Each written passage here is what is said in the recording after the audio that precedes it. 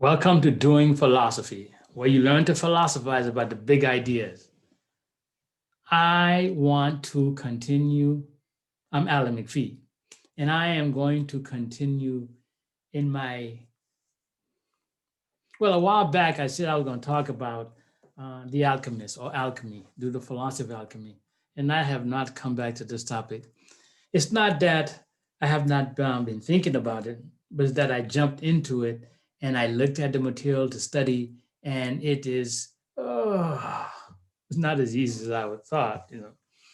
A lot of people using that word is a little buzzword these days, but trying to make sense didn't work out so well.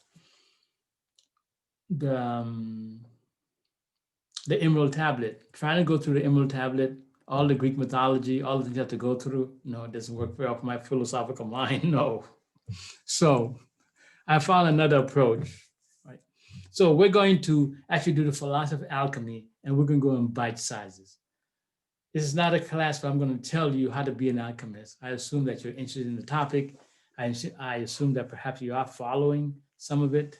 And if you want one-on-one coaching on it, you can go to my website and schedule yourself a coaching session, and I'll be glad to give you an hour, 90 minutes session or 3 hour session on alchemy and how to put it in real practice or understand the philosophy much deeper.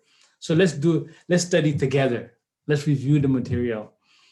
I thought if you're going to do it and assuming that the audience, you don't know too much about it, let's start at the beginning. And I was going to begin with the Emerald Tablet. No, because I'm not familiar with the mythology, the gods and goddesses and this, Thor, thought. No. Too many doubts in my mind. So I want to begin with a book called The Kybalion. It was written by 3 initiates, people who committed their life to the study and practice of alchemy. And as you know, there are 2 types of alchemy. There is exoteric alchemy and there is esoteric alchemy. Exoteric, really, I think I may have made that word up. But when you look at alchemy on the outside, when you're applying it to the external world, when you're trying to change the physical world, which is what people, when they say alchemy, that's they're referring to that concept.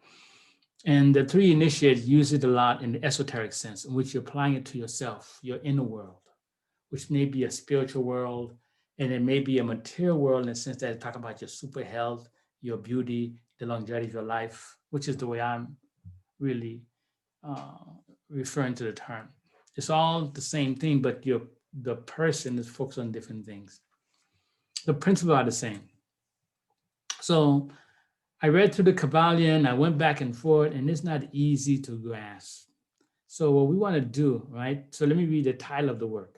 First of all, you have access to this now. It's in public domain through Amazon. There's many versions of it.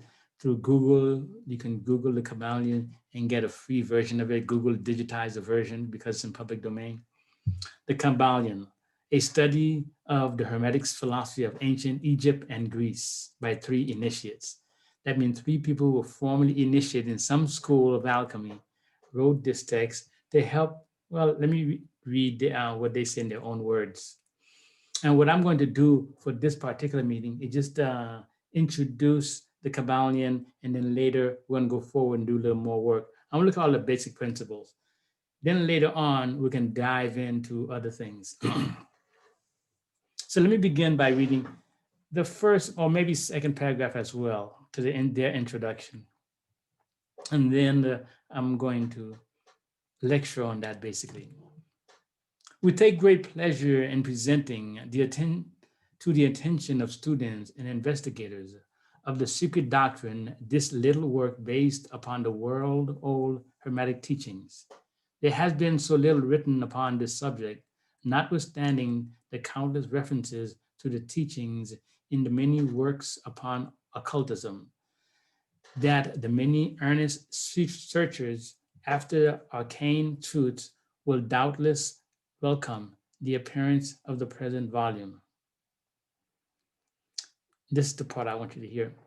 The purpose of this work is not the enunciation of any special philosophy or doctrine, but rather is to give to the students a statement of the truth that will serve to reconcile the many bits of occult knowledge that they may have acquired, but which are apparently opposed to each other and which are often serve to discourage and disgust the beginner in the study. And this is what I want to say. The way I want to approach and look at this work philosophically is basically what they're doing. And also, text is not written by philosophers or scientists. They're not written with word magic, word precision, and exactness. So I'm forgiving in the work, but it is confusing for my philosophical mind. But the intent is good because that's the intent I want to have, right? So our job here, if we understand the Kybalion, we'll understand this one famous work in this area, and then we could focus on more detailed work. We can go back to the Emerald Tablet. Our intent is not to erect a new temple of knowledge. I like that. They're not trying to create something new. They're trying to explain, right? I can't say the same about myself, though, but rather to place in the hands of the student a master key with which he may open the many inner doors in the temple of mystery to the main portal he has already entered. So, and this part is important for you because what I want to say is this. There is a presumption that you are interested in alchemy, you are practicing alchemist, you want to know about what this buzzword means. When I did my initial research on alchemy, the definitions are all over the place. People are clueless about what the heck this is all about. I mean, what the heck? And this book, this famous book said this thing right in the beginning as well, right? So what I want to do is gain clarity on those basic concepts and also focus and deep dive, right? So I thought that we would go through this. Now, I'm not going to read the book I'm not going to read the whole book. I'm going to read it all, actually. I would like you to read along if you like. Chapter 1, the Hermetic Philosophy. I'm just going to read one little quote here. The lips of wisdom are closed except to the ears of understanding. Oh, I like that, don't you?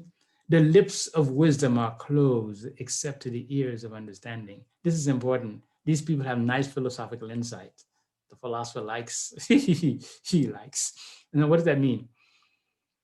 You may have wisdom. You may have the absolute truth. You don't have to have it. You may have good knowledge. Yeah, you have good knowledge. Like all the doctors who had all wonderful knowledge on COVID-19, and a lot of people didn't want to listen to them, okay? You may have good knowledge, but if the audience or the person cannot understand it, maybe it's in a different language, or it's too difficult to understand, your wisdom has little impact, little value. So if you find this work difficult to understand, certainly found difficult to understand, you don't toss out the work first. You haven't understood it yet. You can reject it. There is good in philosophy, that's what we do. If we want to reject something, we first understand it really well, because in understanding, you can see what's wrong with it. If you don't understand and you reject, what did you reject? You don't even know what you rejected, all right? So though you might present wisdom before someone, if they are closed to understand, they don't want to hear because they've decided anything from that says alchemy in it, occultism, spirituality, philosophy. Some people hate philosophy. Their mind shuts the minute you say philosophy. Even this ancient idea, which is more historical and has a certain magic, and there's a certain amount of people who actually follow that. For them, they shut off, it's all wrong. So, but saying it's all wrong, they mean you prove it to be all wrong. And this is what I want to say here. This is all I want to say about the chapter here. You got to be open to the ideas. Now, this section talks about the history. It's beginning in Egypt and the road through China and all these other places. And if you have time, you have to read it. So, but I'm not going to really focus on that right now. There'll be time to focus on history in particular, but I want to go to chapter 2, the 7 Hermetic Principles. In fact, this is what I want to do, roll out in some future videos, go through each of the principles. But let me read this out, because remember, these are practitioners. They've been in there for a while. The principles of truth are 7. He who knows these understandingly possesses the magic key before whose touch all the doors of the temple fly open, the Kybalion. Should I read it again? The principal truths are 7. He who knows these understandingly possesses the magic key before whose touch all the doors of the temple fly open. So these practitioners of the art of alchemy has presented to students who are interested the central principle that make everything else possible.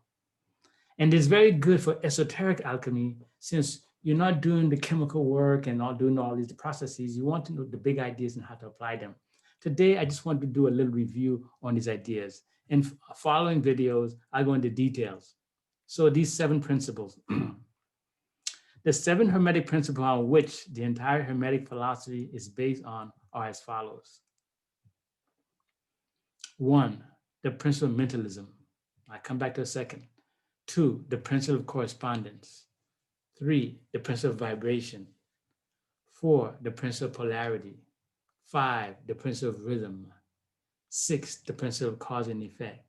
7, the principle of gender. I want to talk a little about these for this video here, just talk a little bit about them and later get deep into them. And I want to say this, despite some of the challenges of understanding how all the philosophy work, these principles, 5 of the core principles, are part of Western science already. The 2 principles that seem to be, it's not a coherent part, is the principle of mentalism, which is now just coming in with the rise of quantum mechanics and the need for understanding the observer and the rise of the science of psychology. And the last one, the principle of gender, we keep that far away from us. That is the one that has not been embraced by the Western world as far. But the other 6 are, 5 is already the core. The first one, mentalism, is growing in popularity. So it's not so archaic in that sense because they've been internalized in our system. That's what makes it fun to see the history. We think it's so modern, and you talk about ancient Egypt, before Christ, African, this African stuff, okay? Thoughts and African God. So it's interesting to see that these principles are there. And that's how we can look at it philosophically. The philosophers can look at the truth and see how the truth is true for him or herself. So the principle of mentalism, I'll talk about these a little later, but just honorable mention again, the principle of mentalism, the all is mind, the universe is mental. That's the first principle. In the first principle, you recognize the importance of mind. If we're going to do esoteric alchemy, then it becomes very, very important for us because we're going to use our mind to modify ourselves, to make ourselves more healthy. We have so much control over our system. So we're going to learn the value of the mind, right? The principle of correspondence. As above, so below. So as below, so above, the Kybalion. This is a very powerful one. This one has been understood more quickly if you understand, well, as above, so below. Like you see the pyramid behind me. Well, a replica of the pyramid, it's just, so you see a pyramid behind me. It's big and massive, but it makes a bunch of little small little stones, right? You see the whole big pyramid, but the pyramid itself is made of little tiny little stone. Or look at the sand, or it looks like sand. If you've gone to a beach, there's tiny little grains of sand, but you see the beach is all the sand together. You see, as above, so below is really saying that I can see the big picture, but this big picture is made of small little parts. I need to understand that, which is the foundation of modern chemistry today. The principle of vibration. Nothing rests, everything moves, everything vibrates, the Kybalion. This is a fundamental part of physics today, that there is energy, there's a constant motion of things. And in Western philosophy, Heraclitus argued that everything is in change. So, principle of vibration, everything is in motion. 4, the principle of polarity. This one is easy to understand looking at the physical world, understand it scientifically. Batteries, positive and negative, at a physical level, atoms, molecules, they have polarities, positive, negative. Without polarity, we don't have the world we have right now. There's strong sense of polarity even at the quantum level. So this is a fundamental part. Imagine these ancients having this philosophical insight, and as your science grow, it cannot ever make this false, that our world revolves around polarity. To seeing it in reality and then applying it, right? The principle of rhythm. This one I want to read out. But the principle of rhythm deals, well, everything, I'll read a little bit. Everything flows in and out. Everything has its tides. All things rise and fall. The pendulum swings, manifests in everything. The measure of the swing to the right is the measure of the swing to the left. Rhythm compensates, the Kybalion. I like the idea of rhythm when you're looking at the universe, so the movement of the stars, the coming and going of the seasons, and also the rhythm of life itself. We're born, we live for a while, and we die. And so, again, this is an observation of ultimate reality. It's not declaring a truth. I don't need any religious affiliation. I don't need to have faith in anything. That's why this is a philosophical analysis. We're seeing what can be philosophically useful for us, what we can see to be true, right? The principle of cause and effect, I don't need to mention that one. That's the foundation of scientific study. Please note, it's not created by science. They're ancient. The Egyptians know this. Cause and effect. Every cause has an effect. Every effect has a cause. They knew this, okay? So this is the foundation of science, but it's the foundation of the world. It's a true part of the world that can be observed. And these philosophers observed it. Principle.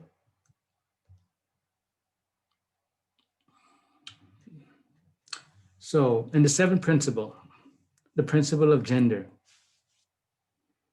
Gender is in everything. This one is the one that is not fully embraced at all in the West. Gender is in everything. Everything has masculine and feminine principles. Gender manifests on all planes. The Kybalion. That one's going to be fun to discuss. I might need more than one video to actually talk about that one. But this one we haven't talked about, but I like it. Why? You can observe gender in amongst all humans, but amongst animals, you also notice the differentiation in gender. You ask yourself, why do you even do that if you want nature to be efficient? Gender seems to be polarity amongst living things. On non-living things, like the planet, you have polarity, North and South Pole. In living things, we have the sense of gender. And it's going to be interesting. Why is it that life forms create this gender approach, which is very much close related to the idea of polarity? It's so beautiful. And this is what we're going to do. I'm going to review these things one by one in the following videos. Right now, I want to introduce the topic. It took me a while to figure out how to approach. Now I'm in. I'm going to stay in. I want to do the philosophy of alchemy. And if anyone wants, you already committed to this way, you want some, quick assessment of your situation, or want to dive deep in any idea, like I say, you can book a coaching session. I will talk to you. But for now, I'm going to say goodbye. Maybe I go take a walk on the sand and feel the warmth under my feet or something like that. So until next time, please subscribe. I forgot to say this. I'm so new doing all of this. Please subscribe, please like, but subscribe for more videos. All right, talk to you.